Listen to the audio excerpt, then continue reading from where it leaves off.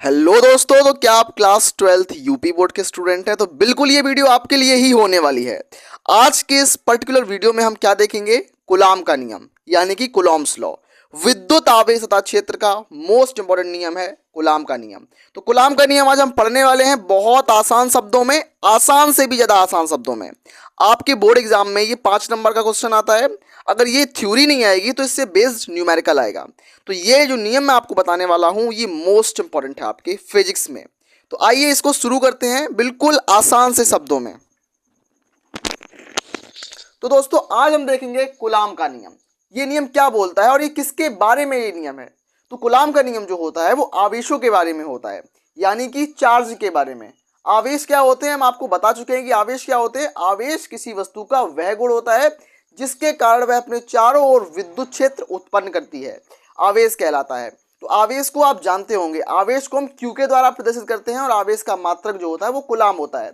आपने अगर आवेश के बारे में नहीं पढ़ा तो लेक्चर नंबर 1 को देखो, प्लेलिस्ट में आपके लिए वीडियो 1 चुकी है। तो हम देखेंगे कूलाम का नियम।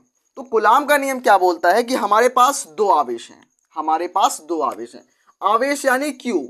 हमारे पास दो आवेश है, Q1 आवेश है और दूसरा Q2 आवेश है। हमारे पास दो आवेश हैं, Q1 आवेश और Q2 आवेश। एक आवेश ये है और ये अपने आसपास क्या बनाएगा? विद्युत क्षेत्र बनाएगा।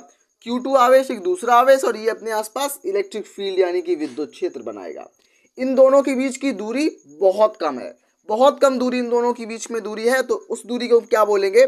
बहुत लिटिल बिट दूरी है, इसको हम बोलेंगे आर। इन दोनों के बीच में जो दूरी है वो है आर, स्मॉल आर। दोस्तों मैं माइक को से थोड़ा फिट करता हूँ, ठीक है? माइक थोड़ा डिस्टरबेंस कर रहा है। तो दोनों के बीच में दूरी क्या है? आर, स्मॉल आर दूरी हम लेके चलते हैं।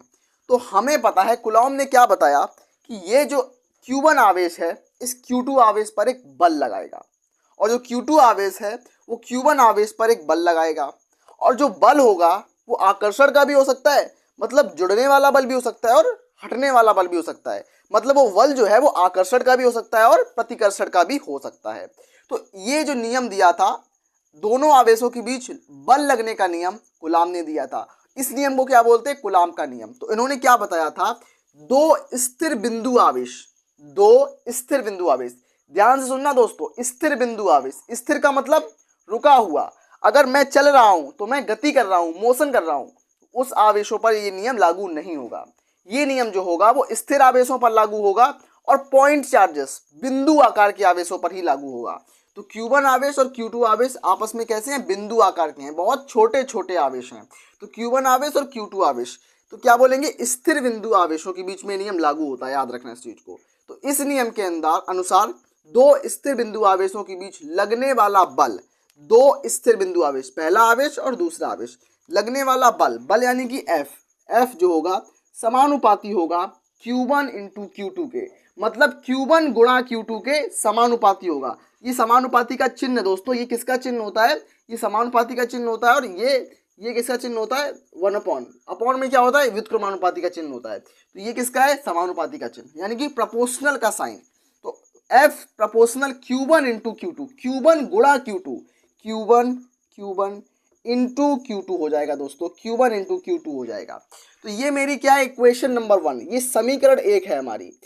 हमने बताया कि आवेशों के बीच में जो बल लगता है वो Q1 इंटू Q2 या फिर Q1 डॉट Q2 भी ले सकते हैं, इस जगह इंटू माना जाएगा वो। तो F समानुपाती Q1 इंटू Q2 और दूसरा क्या है? F जो है वो व्युत्क्रमानुपाती 1 अपॉन आर स्क्वायर के। F समानुपाती Q1 इंटू Q2 और F व्युत्क्रमानुपाती 1 अपॉन आर स्क्वायर के। F व्युत्क्रमानुपाती 1 अपॉन आर स्क्वायर के। और ये क्या होगा? इक्वेशन नंबर 2 हो जाएगा। क्या हो जाएगा? ये इक्वेशन नंबर 2। तो अब हम इन दोनों इक्वेशन को, समीकरण 1 को और समीकरण 2 को जोड़ देंगे। मतलब ये नियम जो होता है वो आवेशों के बीच कितना फोर्स लग रहा है, कितना बल लग रहा है, उस बल को बताता है।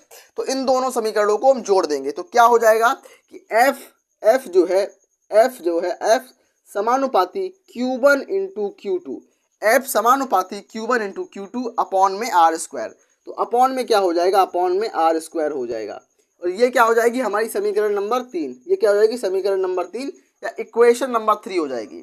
जब ये समानुपाती का चिन्ह हटता है दोस्तों, जब ये प्रोपोर्शनल का साइन हम रिमूव करते हैं तो एक कांस्टेंट आता है, और कांस्टेंट क्या आता है, के आता है, और के बराबर क्या होता है 1/4 पाई एप्सिलॉन नॉट।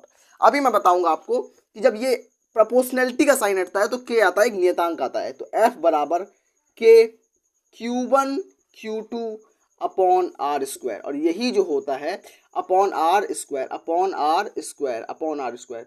तो दोस्तों ये जो हमारे पास सामने कंक्लूजन निकल के आया है एफ बराबर के Q1 Q2 upon r square, ये जो है हमारे पास कुलॉम्स लॉ है। कुलॉम्स लॉ का जो मैथमेटिकल फॉर्मूला है वो यही होता है एफ बराबर के Q1 Q2 upon r square, जहाँ जो एफ होता है आवेशों के बीच में लगने वाला फोर्स होता है, बल होता है, के जो होता है के एक नियतांक होता है, के एक नियतांक होता है जिसका मान क्या होता है मैं आपको बता दूं, के बराबर क्या होता है, के बराबर जो होता है 4 × 10⁹, 4 × 10 की घात 9, 4 × 10 की घात 9 इसकी वैल्यू होती है, 4 × 10⁹, इतनी इसकी वैल्यू होती है, किसकी, के की वैल्यू होती है। एफ बराबर के Q1 × Q2, Q1 क्या है, Q1 पहला आवेश है, Q2 क्या है, दूसरा आवेश है, अपॉन आर स्क्वायर क्या है, इन दोनों के बीच की दूरी का स्क्वायर हो जाएगा। तो दोस्तों आपने कुलॉम्स लॉ का ये गणितीय फॉर्मूला देखा। अब मैं आपको बताऊंगा कुलॉम्स लॉ का जो सीमाएं हैं, कुलाम का नियम कहाँ पर लागू नहीं होता है, मतलब ऐसी कौन सी जगह है, लिमिटेशन ऑफ कुलॉम्स लॉ, कुलाम का नियम लागू कहाँ नहीं होता। तो देखो ये नियम जो मैंने आपको बताया ये बहुत पुराना हो चुका है, बोर्ड एग्जाम्स में बहुत सालों से आ रहा है रिपीट होके, लेकिन अब की बार 2026 में कम चांस है कि ये नियम ऐसा आए। अब की बार आएगा कि कुलाम का नियम लिखो और उसकी सीमाएं लिखो।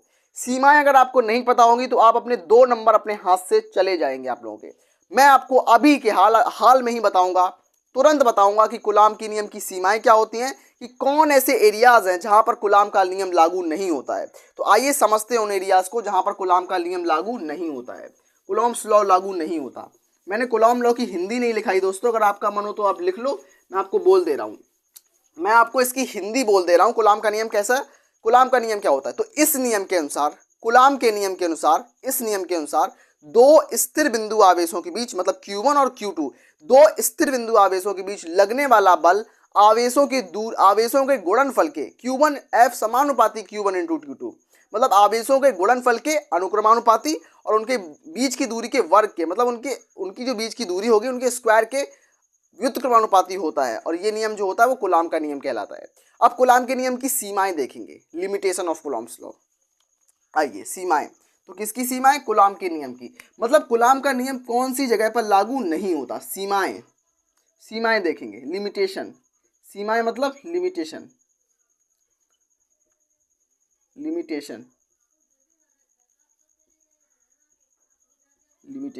मतलब ऐसे कौन सी जगह है जहां पर कुलाम का नियम लागू नहीं होता है, मैं वो बताने जा रहा हूं आपको। तो मैंने सबसे शुरुआत में बताया कि कुलाम का नियम स्थिर आवेशों पर लागू होता है, मतलब अगर कोई आवेश इस तरीके से गति कर रहा है, मतलब आवेश जो है वो इस तरीके से घूम रहा है, आवेश इस तरीके से घूम रहा है, तो ये नियम लागू नहीं होगा, क्योंकि जो कुलाम्स लॉ है वो हमेशा स्टैटिक्स चार्जेस पे लगता है, मतलब वो एक स्थिर आवेशों पर लगता है हमेशा। तो ये गलत हो जाएगा, ये ऐसा नहीं होगा। तो मतलब क्या हो जाएगा, कुलाम का नियम कहाँ लागू नहीं होता, तो कुलाम का नियम गतिशील आवेशों पर लागू नहीं होता है। कुलाम का नियम गतिशील आवेशों पर लागू नहीं होता, कुलाम का नियम सदैव स्थिर आवेशों पर लागू होता है। तो यह नियम क्या लिखोगे, यह नियम मतलब किसका नियम, कुलाम का नियम। तो यह नियम केवल केवल केवल यानी कि केवल स्थिर आवेशों पर ही लागू होता है। किस पर, स्थिर यानी कि रुके हुए आवेशों पर, स्थिर आवेशों पर ही लागू होता है। किस पर, रुके हुए आवेशों पर, स्थिर आवेशों पर ही लागू होता है, स्थिर आवेशों पर ही लागू होता है। कौन सा नियम, कुलाम का नियम। और दूसरा नियम क्या है दोस्तों, कि आवेशों का जो आकार है बहुत छोटा होना चाहिए। दो स्थिर बिंदु आकार मतलब पॉइंट चार्जेस, बहुत छोटे आकार के आवेशों पर। दूसरा मतलब क्या है कि ये नियम बिंदु आकार के आवेशों पर लागू होता है। तो क्या लिखोगे, बिंदु आकार, लिख लेना आप, पूरी थ्योरी लिखना कि यह नियम बिंदु आकार के आवेशों पर लागू होता है, बिंदु आकार के आवेशों पर लागू होता है, बिंदु आकार के आवेशों पर लागू होता है। कौन सा नियम, कुलॉम का नियम। तो आज मैंने आपको बताया कुलाम का नियम, और अब उसके बाद मैंने आपको इसका मैथमेटिकल फॉर्मूला बताया, जो क्या होता है, F बराबर के Q1 Q2 upon r square. F बराबर K Q1 into Q2 upon r square, जहाँ F जो होता है वो बल होता है और K जो होता है वो नियतांक होता है, जिसका मान मैंने आपको बताया। Q1 इंटू Q2 जो है वो दोनों आवेश होते हैं। R जो होता है उनके बीच की जो दूरी होती है उसको हम R बोलते हैं। R का स्क्वायर कर देते हैं इस जगह, हम याद रखना इस चीज को। और क्या होता है इस नियम का, ये नियम कहाँ लागू नहीं होता है, तो ये नियम जो होता है वो केवल स्थिर आवेशों पर लागू होता है। ये नियम जो होता है केवल पॉइंट चार्जेस पर लागू होता है। तो मैंने आज आपको बताया कुलॉम्स लॉ की लिमिटेशन। तो जिस बच्चे ने अच्छे से समझ पाया होगा तो एक लाइक जरूर करना, लेकिन जिसको थोड़ा सा डाउट हो रहा होगा कहीं पर भी, तुरंत कमेंट करो, उसको मैं तुरंत विद इन 10 मिनट के अंदर रिप्लाई करूंगा और पूरा डाउट क्लियर करूंगा। हमारे साथ जुड़े रहने के लिए, रेगुलर क्लासेस लेने के लिए एक लाइक करो और एक सब्सक्राइब करो, बस मेरे साथ आप बिल्कुल फ्री में जुड़ सकते हो। मिलते हैं नेक्स्ट वीडियो में, धन्यवाद।